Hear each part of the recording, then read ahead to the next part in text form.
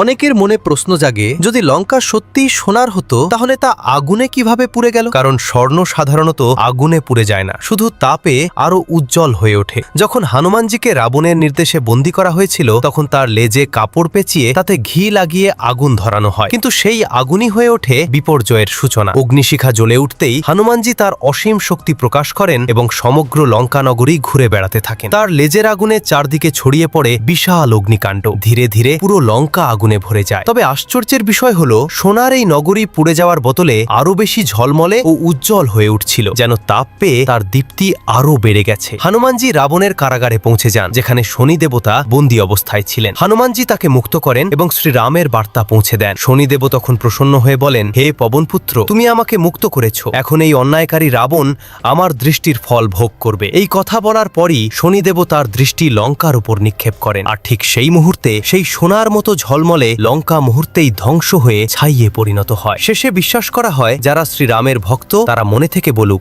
Joy Shriram.